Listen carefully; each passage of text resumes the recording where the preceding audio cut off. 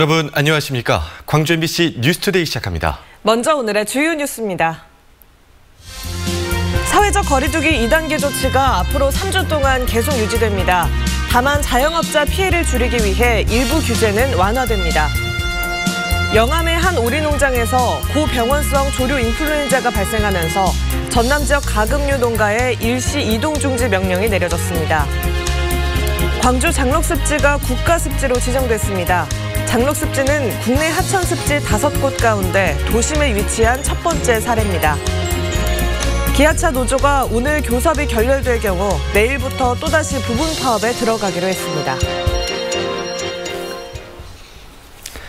광주시가 나흘 동안 시행했던 사회적 거리두기 2단계를 3주 더 연장하기로 했습니다. 수도권을 중심으로 확진자가 급증하고 있는 데다 대학 입시와 김장, 연말연시 모임 등을 통한 지역 내 확산을 막기 위해 불가피한 조치라는 겁니다. 다만 일부 업종은 제한을 풀었습니다. 김철원 기자입니다. 광주시가 사회적 거리두기 2단계 조치를 3주일 더 연장하기로 했습니다. 당초 12월 7일 새벽 0시로 끝낼 계획이던 2단계 행정명령이 오는 28일 새벽 0시로 21일이 더 늘어나게 된 겁니다. 지난 나흘 동안의 2단계를 통해 광주는 확진자가 한 자리로 줄었지만 서울 등 수도권에서 계속 확산하고 있어서 광주만 거리두기를 완화할 수 없다는 판단을 한 것이라는 설명입니다. 서울 수도권을 중심으로 한 확진자 숫자가 줄어들지 않고 있습니다. 또 수도권과 비수도권 또 우리 광주와 타 지역 간의 이동이 많은 예상되는 그런 시기이기 때문에 다만 일부 업종의 영업 조건은 조금 풀었습니다. 영업이 전면 금지됐던 단란주점 등 5종 유흥시설의 영업을 새벽 0시까지 허용해 주기로 했고 예식장과 장례식장, 목욕탕의 영업 조건을 8제곱미터당 1명에서 4제곱미터당 1명으로 완화했습니다. 모든 식당과 카페에 실내 음식 섭취를 허용하되 새벽 0시부터 5시까지는 포장과 배달만 가능하게 했습니다. 그러나 100인 이상의 모임과 행사는 여전히 금지되고 생활체육 동호회 활동과 집단체육 활동은 역시 전면 금지됩니다. 정부 방침에 맞춰 현재대로 2단계는 유지하면서 시설별 규제를 완화해 소상공인이나 자영사업자들의 피해를 최소화하기로 하였습니다. 2단계 기간이 3주 더 연장되면서 그만큼 시민들의 고통의 시간도 길어지게 됐습니다. MBC 뉴스 김철원입니다. 영암군의 오리농장에서 고병원성 조류 인플루엔자가 확진됨에 따라 도내 모든 가금류 농가에 일시 이동 중지 명령이 내려졌습니다. 전라남도는 어제 AI 의심 신고가 들어온 영암 유경오리 농장에서 채취한 시료를 정밀 검사한 결과 H5N8형 고병원성 AI 확진 판정이 나왔다고 밝혔습니다. 이에 따라 농장에서 키우는 오리 9천여 마리와 반경 3km 이내 농장 10곳 49만여 마리를 살처분한 한편 도내 모든 가금류 사육 농가와 차량 등에 일시 이동 중지 명령과 소독을 실시했습니다. 전남 지역 고병원성 AI 발생은 지난 2017년 이후 3년 만으로 올해 전북과 경북에 이어 3번째 사례입니다. 광주 장록습지가 국내 첫 도심 국가 습지로 지정됐습니다. 광주시에 따르면 환경부는 내일 광주 광산구 황룡강 하류의 장록습지 2.7제곱킬로미터 구역을 국가 습지 보호구역으로 지정합니다. 국내 26번째 국가습지 보호지역인 장록습지는 국내 하천습지 5곳 가운데서도 도심에 위치한 첫 번째 사례로 알려졌습니다. 하지만 당초 면적 3.06제곱킬로미터보다 0.36제곱킬로미터가 줄어든 채 지정된 것이어서 환경단체들의 반발이 예상됩니다. 오늘은 절기 대설입니다. 절기상으로는 많은 눈이 내리는 시기지만 눈 대신 불청객 미세먼지가 찾아왔습니다. 현재는 광주와 전남 지역에서 미세먼지 농도 보통 수준 보이고 있지만 스모그가 유입되면서 나쁨 수준까지 치솟을 수 있겠습니다. 기온은 어제와 비슷한 가운데 초겨울 추위가 이어지겠습니다. 아침 기온 0도 안팎에서 시작했고요. 한낮 기온은 10도 안팎으로 낮 기온 어제보다 1도가량 낮겠습니다. 오늘 내륙을 서울 중심으로는 대체로 맑은 날씨가 예상되는데요. 서해안을 중심으로는 구름대가 머물면서 아침 저녁으로 산발적인 눈비가 이어질 수 있겠습니다. 날씨 정보였습니다. 전라남도 동북권 통합청사가 오는 2022년 개청을 목표로 내년 상반기 안에 본격 공사에 들어갈 것으로 보입니다. 하지만 아직 조직 구성이나 운영과 관련한 구체적인 안이 가시화하지 않아 지역사회와의 폭넓은 논의의 장이 필요해 보입니다. 김주희 기자의 보도입니다. 순천시 해룡면 신대지구. 이 일대 3만여 제곱미터 면적에 오는 2022년 말 전라남도 동북권 통합청사가 들어섭니다. 현재 기본과 실시 설계가 진행되고 있고 내년 상반기 안에 착공도 가능할 전망입니다. 동북권 통합청사가 본격 개청되면 전남 동부 지역민들은 더 나은 통합 행정 서비스를 제공받을 수 있고 지역의 소통, 문화 공간으로도 역할을 할 수 있을 것으로 보입니다. 동북권 통합청사는 그럼에도 개청까지 아직 풀어가야 할 과제들이 산적해 있습니다. 조직의 구성과 운영에 대한 구체적인 청사진을 아직 그려내지 못하고 있는 겁니다. 지방자치법 개정으로 해서 기구가 확대되고 그런 여건 변화가 온다면 가능할 것으로 보입니다만 현재로서는 아직 그런 상황이 아니기 때문에 좀 말씀드리기는 좀 어려운 상황입니다. 지역에서는 동북권 통합청사의 운영 중심을 현 본부장 체제에서 정무부지사로 격상 배치해 조직과 기능을 강화해야 한다는 의견입니다. 또 실질적인 이 청사 역할을 수행할 수 있도록 현 환경산림국을 포함해 3국 이상으로 확대해야 한다는 주장도 설득력을 얻고 있습니다. 동북권의 경제산업, 관광 등 특수성이 고려돼야 한다는 겁니다. 전남 동북권은 경제와 관광의 70%를 우리 전남 경제와 관광의 70%를 차지하고 있기 때문에 첫째 경제 에너지국과 관광문화체육국이 이쪽으로 와야 됨이 맞고요. 그리고 좀 더 생각을 한다면은 건설교통국이 이쪽으로 오는 것이 타당하지 않겠느냐, 저는 그렇게 생각을 하고 있습니다. 전남 도정 운영의 새로운 핵심 축이 될 전라남도 동북권 통합청사. 조직 운영과 입주 기관이 설립 취지에 맞게 구체화할 수 있도록 지역사회와 더욱 긴밀한 논의의 장이 필요해 보입니다. MBC 뉴스 김주희입니다. 수업 시간에 프랑스 단편 영화를 상영해 지역 교육계에 큰 논란을 일으킨 베이상원 교사에 대해 광주시 교육청이 징계 여부를 결정합니다. 광주시 교육청은 오늘 징계위원회를 열어 수업 배제에 불응하는 등의 이유와 관련해 베이상원 교사의 징계 여부를 결정할 계획입니다. 베이상원 교사는 2018년과 2019년 남녀의 성역할을 뒤바꾼 내용의 프랑스 단편 영화 억압당하는 다수를 수업 시간에 상영해 학생들에게 불쾌감을 준 혐의 등으로 검찰 수사를 받았지만 불기소 처분을 받았습니다. 시 교육청은 검찰의 결정과는 별개로 징계 여부를 따지기로 했습니다. 기아차 노조가 또다시 부분 파업을 예고하고 있습니다. 기아차 노조는 오늘 경기도 광명 소아리 공장에서 진행되는 교섭이 결렬될 경우 8일부터 11일까지 나흘간 3차 부분 파업에 들어갈 계획입니다. 앞서 기아차 노조는 지난달 25일과 지난 1일 각각 1차와 2차 부분 파업을 진행했는데 교섭의 쟁점은 잔업보건 문제인 것으로 전해졌습니다. 자가격리 행정명령을 어기고 자신의 논을 방문한 50대가 벌금형을 선고받았습니다. 광주지법 형사 3단독 김승휘 부장판사는 감염병법 위반 혐의로 기소된 58살 A씨에 대해 벌금 300만 원을 선고했습니다.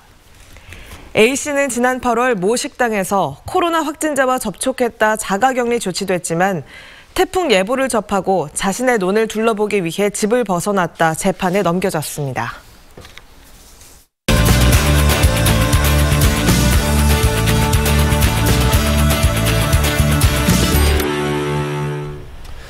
이번 주 수요일에는 올해 정기국회 마지막 본회의가 열립니다. 더불어민주당은 공수처법, 경제 3법 등 여야 입장이 부딪히는 사안도 9일까지 일괄 처리하겠다고 강조했는데요. 주요 법안들의 본회의 처리 과정은 어떨지 정준우 변호사와 예상해 보겠습니다. 안녕하십니까? 안녕하십니까? 네, 안녕하십니까?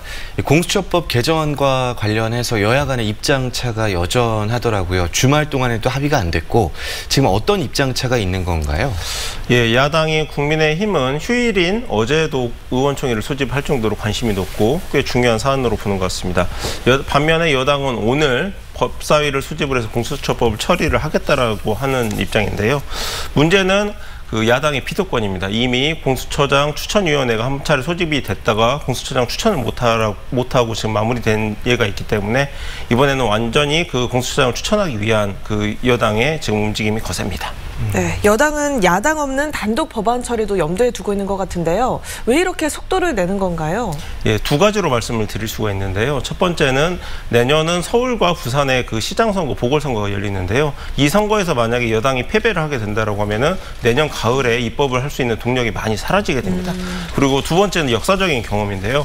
지금 현재 여당이 180석을 가지고 있지만 그 10년 전에 열린우리당이 150석을 확보를 하고도 이른바 4대 개혁 입법을 하나도 처리를 못하고 좌절됐던 적이 있었습니다. 그 당시에 천정배 원내대표가 있던 시절이었는데 그 입법이 좌절이 되면서 마지막까지 레임덕에 시달렸던 경험이 있기 때문에 이번에 여당은 반드시 처리를 하려고 할 것 같습니다. 그렇군요. 반면에 공정경제 3법의 경우에는 좀 처리가 어렵지 않는가 뭐 이런 전망들도 나오고 있던데 어떻게 보시나요? 예, 제가 보기에는 여당은 그 신경을 써서 통과를 시킬 것 같습니다. 왜냐하면은 지난 4일 문재인 대통령이 그 공정경제 3법을 민생법안이라고 규정을 하면서 반드시 국회에서 처리를 해달라고 주문을 했기 때문에 그런데요. 대통령이 이렇게 민생법안이라고 언급을 하면서 그 처리를 해달라고 했기 때문에 공수처 법안과 함께 이번 국회, 마지막 국회에 있어서 법안 처리는 민생법안을 반드시 처리해야 된다는 명분을 삼아서 아마 입법이 추진이 될 것 같습니다. 네, 여당의 입법 속도전에 맞춰서 야당에서는 필리버스터를 준비할 가능성도 제기가 되고 있습니다. 아직까지는 말을 아끼고 있기는 한데요. 대응 어떻게 예상하십니까? 몇 년 전에도 보셨듯이 야당 입장에서 필리버스터라는 게 굉장히 강력한 무기입니다. 그런데 제가 보기에는 안 할 것 같습니다. 왜냐? 선거 국면이 아니기 때문입니다. 이미 지난 7월 말에 부동산 입법과 관련해가지고 필리버스터 얘기가 나왔는데 결국에는 야당에서는 하지 않았습니다. 아마 내년 보궐선거라든지 큰 선거를 앞두고 나서는 할 수가 있겠지만은 지금은 별 소득이 없기 때문에 안 할 것 같습니다. 네, 지방자치법 같은 경우에는 개정안이 그 상임위를 통과했는데 우리 지역민들이 뭐 체감할 만한 변화가 있는 겁니까? 네, 우선 주요 내용을 한번 좀 살펴보면요. 두 가지가 있는데 주요 핵심은 그 의회의 사무처라고 있는데 그 인사권을 지방의회 의장에게 이제 넘겨주는 게 첫 번째고요. 두 번째로는 정책보좌관 제도를 입법을 하는 게 그 핵심입니다. 지금 광주 지역 같은 경우에 있어서도 그 시의원의 그 정책보좌관이 항상 이게 불법이냐 탈법이냐 논란이 좀 많이 있었는데요. 이 부분이 입법화가 지금 되고 있습니다. 그 현재 광주시 그 김용집 시의장 같은 경우에 있어서는 정책보좌관 제도가 입법화되는 것은 환영할 만하지만 의원 2명당 1명의 그 보좌관 제도를 책정한 것은 다소 아쉽다라는 이렇게 입장까지 내놨는데요. 지금 다른 지역에 비해서는 광주 지역, 전남 지역이 그 상향식으로 이렇게 그 의견이 올라오는 구조가 강하기 때문에 지방자치법이 개정이 된다라고 하면은 분명히 지금 우리 지역에서는 꽤 많은 변화가 일어날 것 같습니다. 네, 올해 정기국회 마지막 본회의를 앞두고 주요 법안 처리 사항들 전망해봤습니다. 지금까지 정준호 변호사와 이야기 나눠봤습니다. 고맙습니다. 고맙습니다. 감사합니다.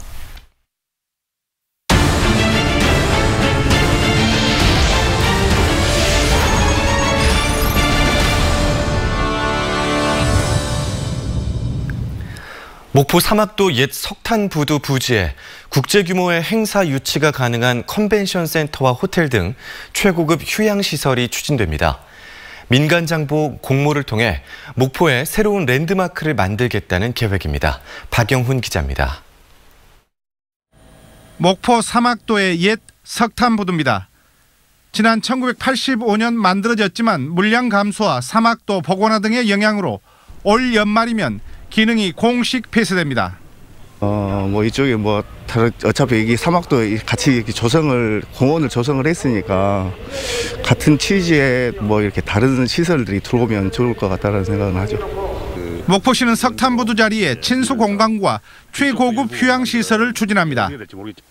대중소 사막도 전체 면적은 57만 4천여 제곱미터, 이 가운데 휴양시설이 조성되는 면적은 육지 8만 7천 제곱미터와 공유수면 9만 5천 제곱미터입니다. 옛 해경부두에서 석탄부두까지 이어지는 부지의 절반 정도를 활용해 목포 지역 첫 4성급 이상 호텔과 국제규모 행사를 치를 컨벤션 등 필수 시설을 만든다는 구상입니다. 나머지 면적은 시민들을 위한 편의시설을 갖춘 해양 휴양 공간으로 꾸밀 예정입니다. 실제 지난 2월 인근 주민 설문조사에서도 체류형 관광 인프라가 필요하다는 의견이 가장 많았습니다. 시민들에게는 휴식 공간을 제공하는 공원의 기능과 관광객들에게는 볼거리, 즐길거리, 먹을거리를 제공하는 관광지의 기능을 부여함으로써 사막도의 기능을 다변화한다면 관광 목포의 시너지 효과를 극대화할 수 있을 것으로 기대하고 있습니다. 사업을 위해 필요한 민간 자본은 최소 1,500억 규모. 목포시는 연말 민간 사업 공모를 시작으로 부지 용도 변경을 거쳐 이르면 내년 말쯤 공사에 들어간다는 계획입니다. 이와 함께 기존 사막도 공원은 사계절 꽃단지를 조성하는 등 시민 휴식 공간을 더욱 확충해 명실상부한 목포의 랜드마크로 가꿔가겠다고 밝혔습니다. MBC 뉴스 박영훈입니다. 지난해 9월 착공한 광주 도시철도 2호선 공사의 공정률이 16%에 이르고 있습니다. 광주시에 따르면 광주시청에서 광주역까지 17km에 이르는 도시철도 2호선 1단계 공사는 2023년 개통을 목표로 공정률 16%를 보이고 있습니다. 광주 북구 용봉동과 광산구 수안동 등을 잇는 2단계 20km 구간의 공사는 내년부터 시작돼 오는 2024년에 완공될 예정입니다. 대형 여객선 크루즈를 타고 전남 지역의 섬을 여행하는 관광 사업이 추진됩니다. 전라남도는 연안 크루즈 도입 타당성 조사 최종 보고회에서 목포, 완도, 여수 등 세계 연안 권역에 승객 120명 규모의 5,000톤급 여객선을 도입하는 섬 관광 사업을 추진하겠다고 밝혔습니다. 최종 보고회에서는 목포항 등 모항지 4곳과 신안 흑산도, 여수 거문도 등 기항지 14곳의 여객선 항로도 공개됐습니다. 장성군의 수건 사업인 국립심내혈관센터 사업에 내년도 국비 예산이 대거 반영돼 사업 추진에 탄력을 받게 됐습니다. 장성군에 따르면 국회 본회의를 통과한 내년도 정부 예산안에 국립심내혈관센터 실시 설계 예산 등 43억 7천만 원이 반영됐습니다.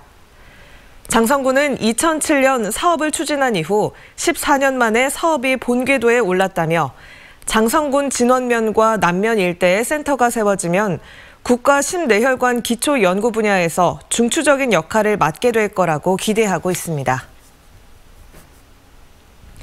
광주은행이 5.18 40주년을 맞아 공익통장인 넋시를 출시했습니다.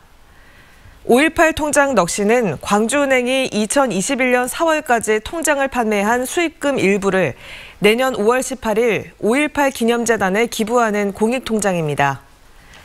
이용석 광주시장도 넋시에 가입하면서 시민들의 동참을 기대한다고 말했습니다.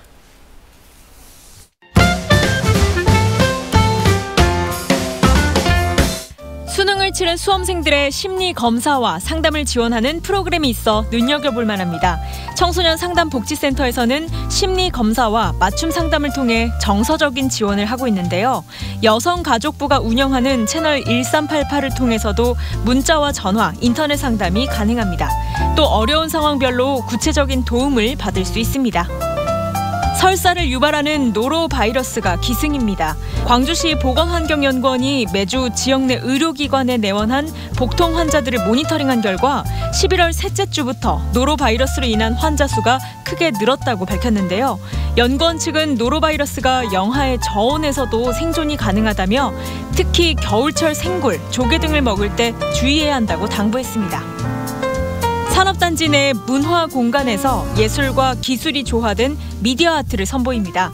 25일까지 소촌아트 팩토리에서 열리는 산단 비엔날레 아트앤테크놀로지인데요. 슬리스코프, 문준용, 박상화 작가가 인공지능과 증강현실, 영상 등으로 구현한 미디어 작품을 선보입니다. 전시는 월요일을 제외한 오전 10시부터 밤 9시까지 열리고 사전 예약 관람을 통해 무료로 볼 수 있습니다. 산담 비엔날레에 연계된 초대전도 눈여겨볼 만합니다. 조각가 위재환은 환경 문제에 대해 생각할 거리를 던지며 상상 속으로 여행을 떠나는 여행자를 조각으로 표현해왔는데요. 이번 전시에서는 컨테이너 박스 위에 설치된 거대한 여행자를 만날 수 있습니다.